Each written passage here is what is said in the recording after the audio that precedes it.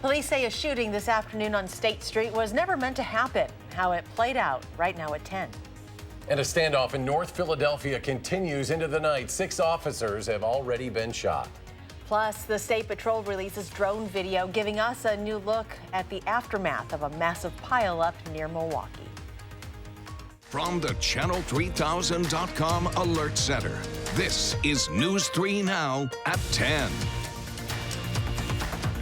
And thanks for joining us tonight. A woman is in the hospital tonight after she was shot while getting into a vehicle on State Street. Our Amy Reed is getting new information tonight about how it happened and speaking with businesses nearby, and she's in the studio now with that update. Amy? Crime on State Street is something that the city has been focusing on recently, but police say today isn't really part of that. They said this was an incident that could have happened anywhere. This scene is one of the last memories Sam Brown will have of his time on State. Today was move-out day, and while making a trip downstairs, he saw officers fly down the road, pull their guns, and yell at him to get back inside. I was honestly pretty startled for a minute because we were like moving stuff down in the back, and I was like, should we be outside even in the back of the apartment? Like, is it safe? But nothing came. Apparently that wasn't the problem, you know. Police were responding to a shooting that happened in this SUV. A woman got into the car with a person she knew who was coming to pick her up. Then he shot her in the upper torso, and she was taken to the hospital. Police say her injury was serious, but also that she was alert and talking when they got there. There's no ongoing threat to the community. This was very isolated. This really doesn't have anything to do with State Street problems that I think some have heard about. This was just a woman who was getting picked up on State Street by somebody she knows. Philippine citrus fruit. It's very vibrant. It's very versatile. Ashley Morrison owns Vom Foss, which is right on the corner of State and Fairchild. He said shootings like this shouldn't reflect poorly on the city or the area.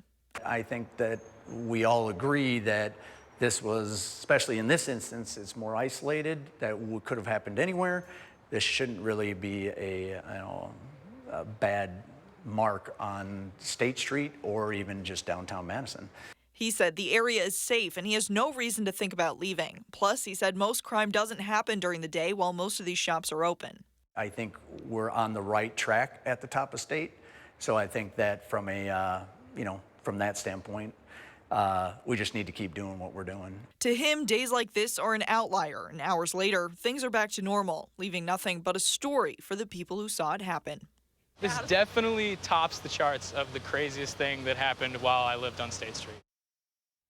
Police told us the shooting has been ruled an accident. The shooter is now in jail and charges have been filed. The victim's still in the hospital, but police say it looks like she'll be all right. A standoff and gun battle in North Philadelphia is still ongoing at this hour. 6 officers were shot, but all will survive. It started as a narcotics call to a home. Police say at least one suspect is holed up inside, firing at officers on the scene. A SWAT team was able to go in and remove 2 officers who had been trapped inside the house, as well as 3 other hostages. The gunman, however, is still inside. Governor Tony Evers says he will soon be meeting with Republican leaders from the state Senate and the Assembly to discuss advancing gun-related laws in Wisconsin. Several states, including red states, including even our president, seems to be talking about the importance of universal background checks and red flag laws.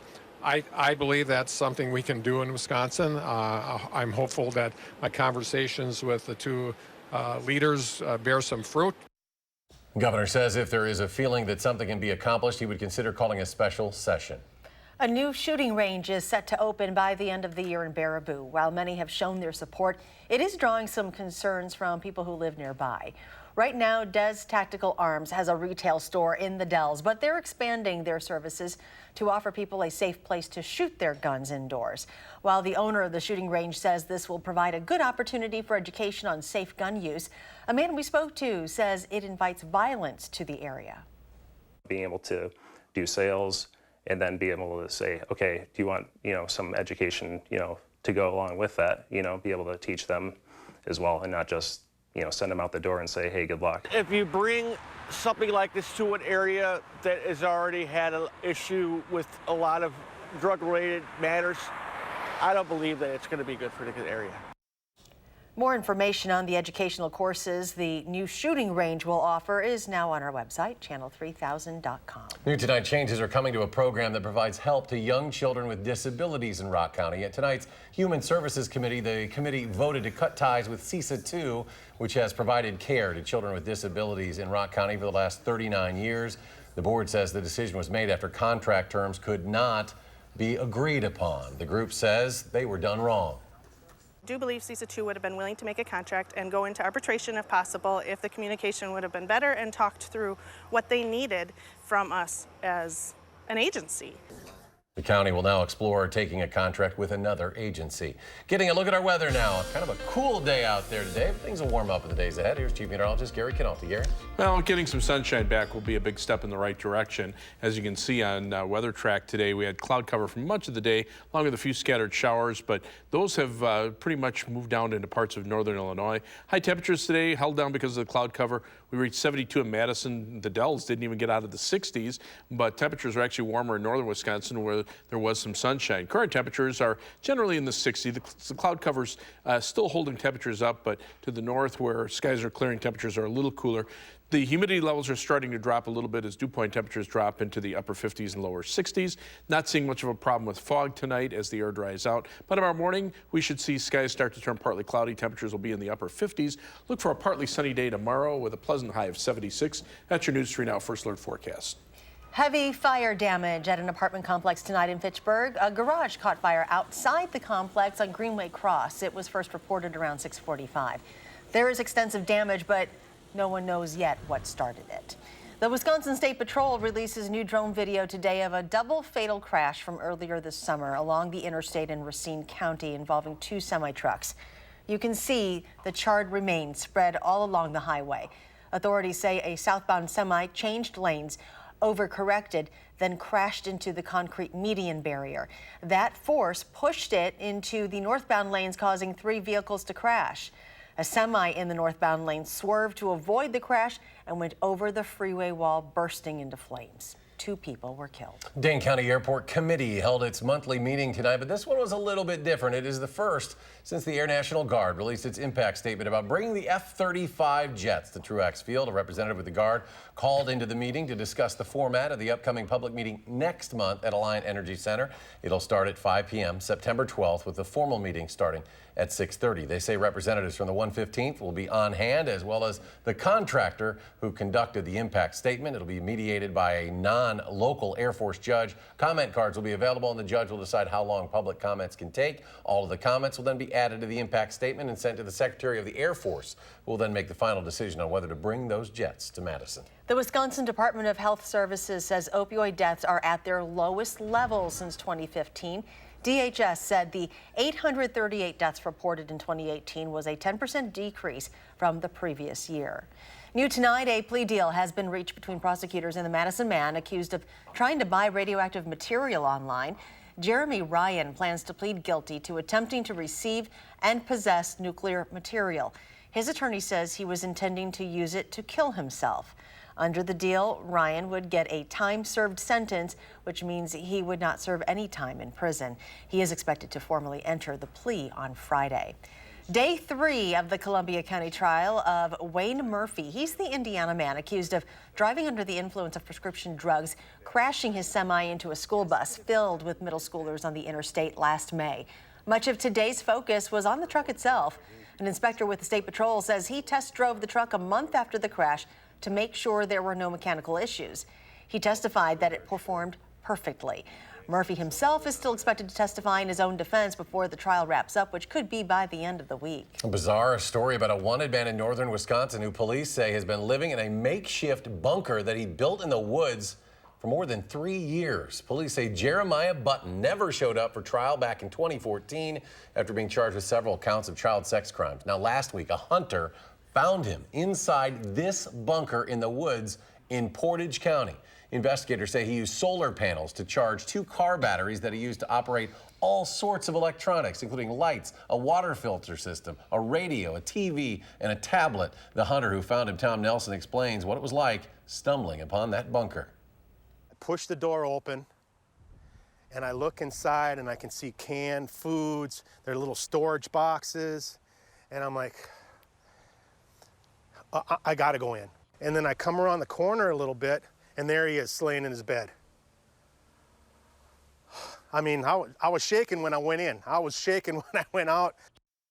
He called police, who arrested him that day. Officers say Button got everything he needed to survive from a nearby landfill. He is now back in custody, as a pretrial conference set for September 16th. Hy-Vee is conducting an investigation into what it is calling a data incident involving its payment processing systems.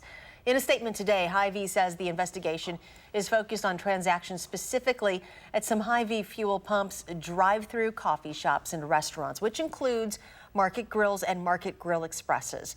The company says the investigation is still in its early stages, but they believe the actions already taken have stopped the unauthorized activity. They're not saying what stores were impacted. Human remains found in Grant County nearly 24 years ago have finally been identified. Gail Byers was from the Boscobel area, and his family members say they have not heard from him since the early 80s. His remains were found in 1995, and he was buried the following year as John Doe, since the body was too decomposed to be identified. The current coroner reopened the case this year, and with the help of modern fingerprinting technology, the FBI was able to obtain prints. His family is now working to give him a proper burial. Still ahead tonight in sports, an afternoon thriller at Miller Park. The Brewers and Twins again coming down to the wire. But first, how long would you wait in line for Hamilton tickets? They went on sale today in Appleton. We'll have that story when we come back.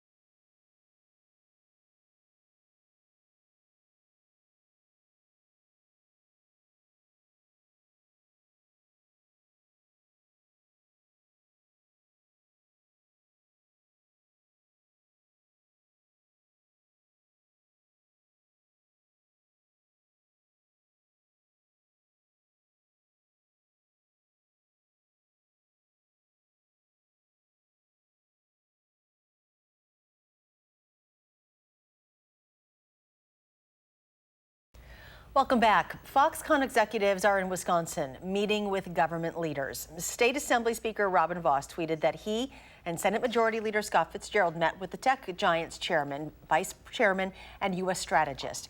Vos said they got an update on company plans but did not elaborate. A spokesperson for Governor Evers says he too met with the Foxconn executives, but separately from the Republican leaders. Foxconn is building a flat screen manufacturing plant in Mount Pleasant. A special dedication today for a new piece of artwork on the Dane County Job Center. Dane County Mural Arts, along with Art and Design Works, worked alongside community members to come up with the design and paint it. Organizers say it is part of the Northside Safe and Thriving Communities initiative. Amazon says it'll start donating some of its unsold products instead of trashing them. It'll be done through a new program called Fulfillment by Amazon Donations, which will operate in the U.S. and Britain. Until now, third-party sellers could choose whether they wanted unsold items returned to them or simply thrown away. But this new program gives them the option to have those items donated. Amazon will roll out the program sometime next month. Cranberry farmers in Wisconsin are expected to harvest around 5.6 billion barrels of the fruit this year, making it the 25th year the state has led the nation in cranberry production. According to the U.S. Department of Agriculture, Wisconsin's cranberry industry generates about $1 billion in state economic impact and provides thousands of local jobs as well. In total, about 9 billion barrels of cranberries will be harvested this year in America, and more than half of those are grown right here in Wisconsin. Tickets for the popular Hamilton Broadway musical went on sale today in Appleton, and people waited in line for hours to get their hands on them. This is outside the Fox Cities Performing Arts Center. The first person in line says he got there around 10 o'clock last night just to secure his seat. Hamilton will take the stage there from October 1st through the 20th. It will then come to Madison to the Overture Center from November 19th through December 8th. Well, it's been a little bit feeling like fall out there this evening. Temperatures down in the, what is it, 60s tonight, Gary? Felt kind of good if you're in that fall mood, but things will warm up again. Yeah, the air has also dried out too, so that makes it feel a little cooler, and most of the showers are gone now. Let's start out by taking a look at the time lapse from the Queen Bee Radio Skycam in Platteville. This is looking to the north. They actually had some sunshine early this morning, but watch as the clouds came in, and they even had a couple of light showers. But for the most part, they had a little less cloud cover than the rest of southern Wisconsin. From time to time, you actually saw some sunshine, whereas the time lapse from the WISC Skycam, a little more gloomy. Some showers. Notice the cloud cover moving from west to east and then from north to south as we headed into the afternoon hours as the winds, especially aloft, shifted, and that's what started drawing in the cooler air. The live view from the Edgewater Skycam in downtown Madison, it's a pretty evening out there. The showers are gone. Starting to see some breaks in the clouds. High today, though, only 72 thanks to the cloud cover, 62 the overnight low temperature, and right now we're sitting at 65 degrees with partly cloudy skies, or mostly cloudy skies. The air is calm. The dew point temperature at 58, so right now it looks like the air is drying out a little bit. Now, Doppler track, the showers from earlier this evening have pushed down to the south across northern Illinois. The rest of the upper Midwest, pretty quiet. Some showers across Michigan, some showers and thunderstorms up north of Minnesota and North Dakota and southern Canada. The chances for thunderstorms will come back later tomorrow night into Friday. And the Storm Prediction Center does have a marginal risk on Friday of severe thunderstorms with hail and gusty winds being the main threats. This will probably be Friday morning as a batch of thunderstorms move on through. High temperatures today generally in the 70s, low 70s here in southern Wisconsin. A couple degrees warmer to the north where there was a little more sunshine, but a little cooler than average for this time of year. Current temperatures are already in the 50s in the northern half of the state, mid 60s here, and I think we'll see temperatures drop into the mid to upper 50s by early tomorrow morning. Upper level winds right now from the west and northwest, bringing down slightly cooler air from Canada, but that also dries out the air. You don't have that southerly wind flow bringing up moisture from the Gulf of Mexico, so you're not seeing a lot of big, large, widespread areas of precipitation across the country. And what showers and thunderstorms you see are generally pretty light and scattered. The next weather system back in Montana will probably reach us tomorrow night. High pressure is in between, so that will give us a nice day tomorrow. And then this batch of showers and thunderstorms will start moving eastward and give us a little better chance for some rain tomorrow night into at least the early morning hours on Friday. The heat pretty much confined to Oklahoma, Texas, maybe southern Kansas and Missouri.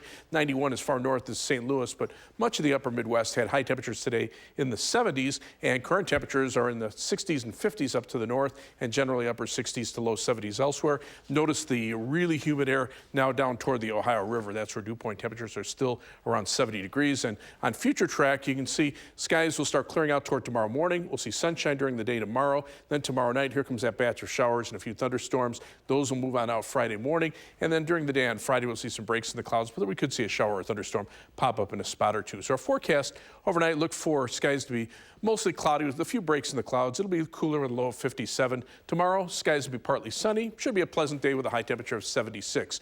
On future track, not looking for any rain for tonight over for most of the day tomorrow with high temperatures in the mid-70s. The shower and thunderstorm chances will be on the increase later on tomorrow night into early Friday morning. And then much of the day Friday will probably be dry. There could be a pop-up shower or thunderstorm. Highs on Friday will be in the mid-50s or mid-70s. For the most part, precipitation amounts will be pretty light, but where we see a thunderstorm, we could see a little heavier amounts. Otherwise, the better chances for thunderstorms return from, say, Saturday afternoon into Saturday night and even lingering into Sunday. But notice the temperatures go up as we head into next week.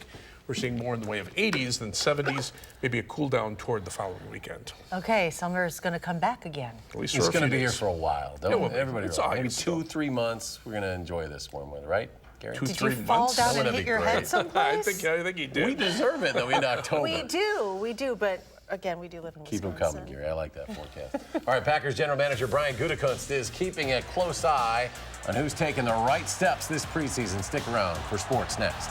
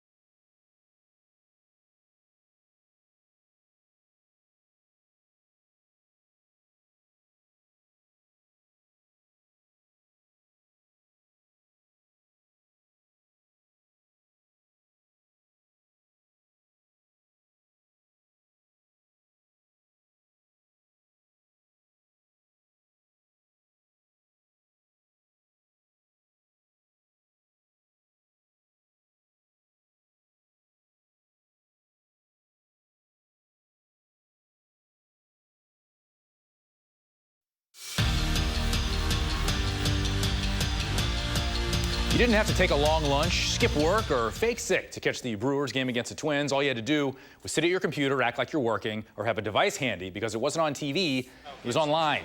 YouTube for Miller Park, where the Twins took a 5-2 lead over the home team, Eric Thames.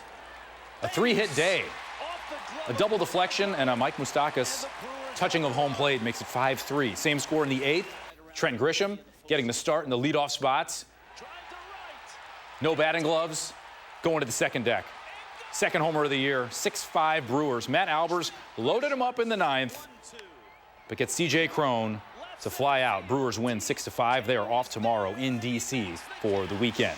The Phillies put a beat down on the Cubs at Citizens Bank Park. Bottom of the first, Bryce Harper roughing up former Philly Cole Hamels. Opposite field style. Two-run shot made it 2-0. They were just warming up. Bases loaded in the third. JT Realmuto will unload them. Phillies win 11-1. The Cubs are 23-37 on the road this season.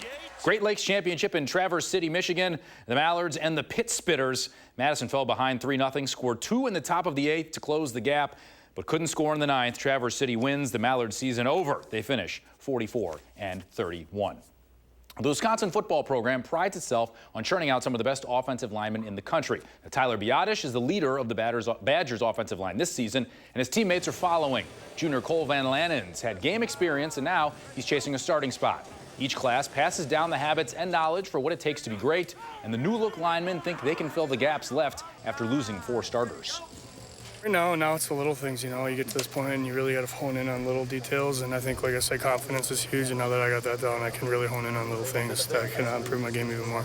Being a leader, you got to practice what you preach, so you got to be on too. There's no layoff, and you got to come out with an edge every day, and that's what I love. You can obviously voice your opinion better and obviously bring more to the table.